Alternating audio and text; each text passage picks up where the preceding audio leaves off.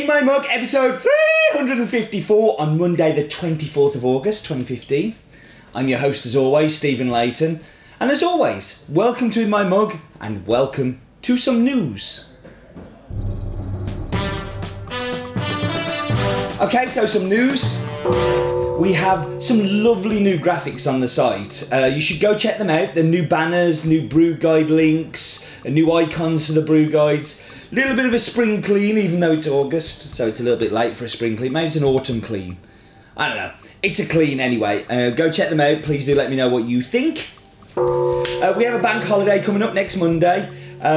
We will be closed just for that Monday, but just be aware if you're sticking an order in on Thursday, Friday, just be aware of that Monday not being here to roast stuff. So yes, in your calendars.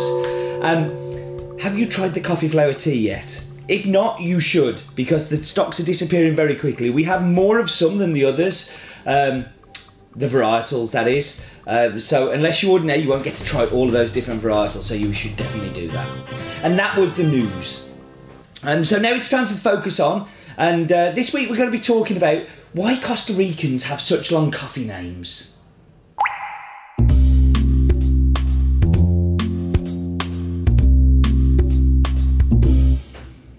So I get asked a lot about why Costa Rican coffee names are so long. It's one of the most frequent emails we get. So in this week's Focus On, I'm going to try and explain it to you. And I'm going to use this week's coffee as the example, if you like. So the first part, Costa Rica, well, it's very obvious. It's from the country of Costa Rica. Finca Arbar. Now, in this case, it's the name of the micro mill where the coffee is processed. It's normal in Costa Rica that some families own a few farms. This family owns two. It also can be one, but they'll have a different mill name to the farm name. And on the mill, they can process the smaller lots into even smaller lots, so they can keep the identity of the farms, but they include the mill name in there. This week's coffee, we actually bought the depulper for the mill there, but they've also got drying patios and lots of other things going on. So, and that's where the family home is as well, where the mill is. And then you've got El Oasis. Now, El Oasis is the name of the farm. This family has said own two farms. We did El Mantial in episode 307, which is the other farm. Then the next part of the name is Red Honey. Now, this is the process. When it's pulped, when the cherry's removed, they leave a little extra mucilage on. This is a common thing in Costa Rica. You could just call it pulp natural. But the fact that we know it's a red honey means that there's going to be more of that sweetness. It's going to be closer to the natural kind of end than it is the washed end. And then Caturra. Caturra is a varietal. So that was Focus On.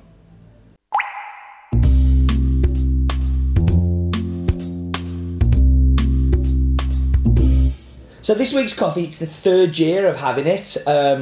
And every year we find out a little bit more and a little bit more about the farm. It's like a jigsaw that we keep finding new pieces for. When we first found it in 2013, I had virtually no information on it. It didn't even have a name back then. It was just Carlos Arrieta, and that was it. I say on the visits, the last 2 years, I found out more and more, and the relationships got stronger and stronger. Back in 2013, I was at the exporter's office in Costa Rica. The last day I was about to fly home, cupping coffees, and I found this one bowl that I absolutely loved, absolutely adored it. And cupping away, and he's like, "This is really good." And I said, "Oh, well, the guy's actually here." This ensued the worst negotiation that I've ever had for coffee. It is really a coffee 101 on how not to buy specialty coffee. So I asked Carlos, I was like, "So how much do you want for this coffee?" And he replied, "Well, how much do you like it?" And I think he could tell by the way I was dancing around the cupping table and going, "This is amazing," that I liked it a lot. So I said, "A lot." And he said, "Then I'd like a lot, please." And I said, "Okay." And luckily for me, we had some grown-ups in the room who jumped into negotiations, shall I say, in the exporter's office and made it something that would be more sustainable. But at that moment in my life, I would have given Carlos my house, my car, my pension plan, my savings, anything he wanted for that coffee. But we agreed a price that rewarded Carlos for what was an amazing coffee. by far the highest price he's ever got, and it left me with somewhere to live and some savings. So yes, coffee buying can be very emotional sometimes, and that was definitely the most emotional I ever got about buying coffee. Back then, the farm didn't have a name, as I said. It was called Carlos Arieta, and that was it. That was all we knew about it. And then the next year when I went back, because they got extra money, the family had spent quite a bit of extra money on the farm, so they decided to call the mill Arbar, which is also where they live. They built drying tables, they built a small nursery. They didn't have a depulper on the farm. They were actually paying for that coffee to be depulped at a neighbour's farm. But everything was new. And before they'd sold to us, they'd just sold to the local co-op, and they had no interaction with buyers. They had no idea what they could get for their coffee. But all of these investments in infrastructure have been really good. And then I found out that they had two farms. So it wasn't just Carlos Arieta and it wasn't just Arbar, but they had this one, Oasis, which was the coffee that we first bought. And then there was El Mantial, which is the coffee that we reviewed in 307. The farms located in the Western Valley, near the town of Lourdes de Naranjo, altitude of 1600 metres, has mostly Caturra with a tiny bit of Versace.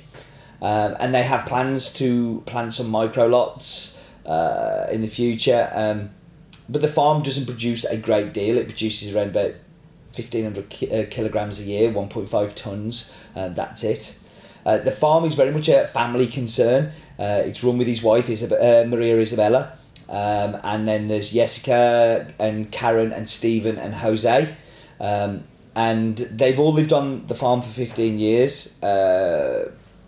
Processing and selling to the co-ops, and for some reason, like he wanted to find a buyer but never been able to find a buyer, and it was only when he started working with the exporter who we buy from that obviously the link came together. Now last year, you may remember, this coffee was a little bit more expensive than it is now. In fact, the first year it was even more expensive, and that was because there was so little of it, and we really wanted to reward Carlos because he brought more coffee. We negotiated a better price, but last year we sold it for £7.82 or something like that. I can't remember the exact price. But anyway, that was to pay for a depulper. So this coffee this year has been depulped by the depulper that you guys bought with your 22 or is it 28 pence extra. You did that, not me. You guys who buy the coffee meant that he can now have more control. He can save more money, so ultimately that depulper will pay for itself many times over. But more importantly, we're going to get better coffee, and I think we've seen that this year, that this coffee has actually come out better than it did the year before, and that's your generosity. So I hope it makes you feel warm inside like it does me, yeah, it's been a superb experiment, and it's a great way of giving something back. Something back to the farm. You may know Roland from Roland's Daft Fact. Well, Roland is obviously part of the roasting team here, but he'd never been to Origin, never been to a producing country. So this year, as part of his development, which was really just getting out my hair for a week, we sent him to Costa Rica to be a judge on the Cup of Excellence competition. And he actually did a really good blog while he was away. So if you go to hasblog.co.uk, you can go and read about his Costa Rican adventure. And this was back in March this year. But really interesting read. And also on toomuchcoffee.com, he posted some Costa Rican facts up there. So you should go and check those out and look it up. So we should go through the figures. So the country, of course, is Costa Rica. It's from the Western Valley. Nearest city is Lourdes de Naranjo. The farm is called El Oasis. The farmer is Carlos Arieta. The micro mill is called Finca Arbar. The altitude is 1,600 metres above sea level. It is a mixture of Caturra, Catayi, and I think, yeah, Versace. And it is a red honey. Right, so we should go and do this week's map bit, which I know is pretty good.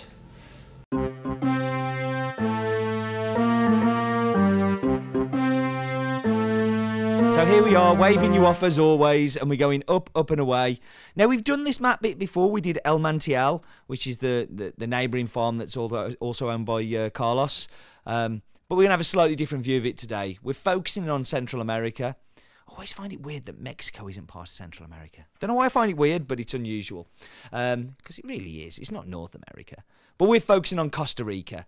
And there's two distinct regions in Costa Rica. The bottom little tag there, that's Tarrazú. And then we've got the central and western valleys that we're looking at today. So the Tempest River Bridge that connects the mainland to the Nicoya Peninsula was a gift from Taiwan. I wonder if it's got a little made in Taiwan stamp on it. I hope it has. That would really make me happy. So we're going down, quite a funky way to go down there. And we're going right down to the details here. And you can see that we've got the Oasis and El Mantial, and they really are just different ends of the road and different sides of the road. So you can see to the left is the house and the mill part as well. So you've got all of Arbar in view, and then you've got this amazing view of the topography, and it really is super pretty. Now, right by where El Mantial is, you've also got Vista El Val, which is a relative of Carlos's. So you've got the highest point is 3,810 metres, which is the yeah, you can read it, I can't. And the lowest point, of course, is the ocean, because it does have its own coastline. But absolutely amazing views there. You've got Herbazoo, which is another famous farm, and you've got Licho just around the corner from it as well. It really is just a hot spot for amazing coffees. Got some really great, really strong relationships, and it's great to visit them because you can do them all in around about an hour. Anyway, that was the map bit. Told you it was a good one, didn't I? Yeah, I love it when the map bits are so clear and you can get all that detail. Very, very close to Vista El Val, which is another farm that we buy from. Right, now it's time for Roland's Daft Fact of the Week.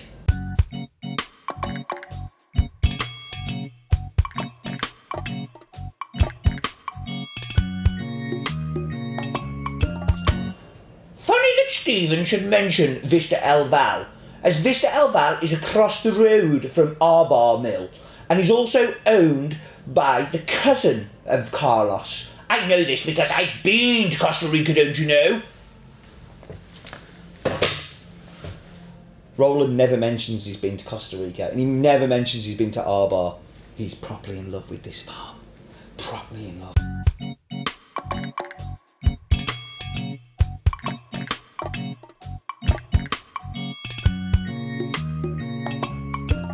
I think him and Carlos have got like a man thing going on. There's definitely some love there. Right, whap you on pause. Gonna go and get tasty and delicious drinks. Be back with you in just a tick.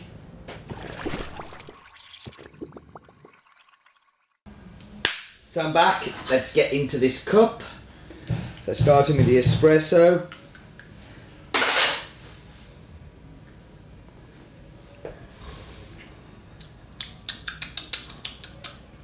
So every time I have this coffee, the acidity is the thing that hits me.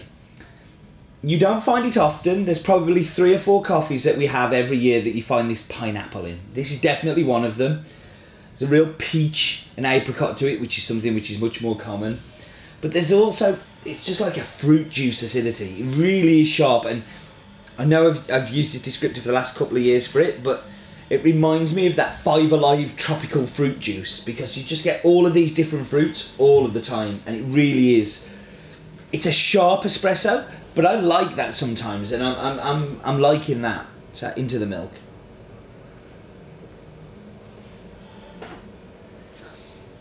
Acidity comes down, sweetness comes up.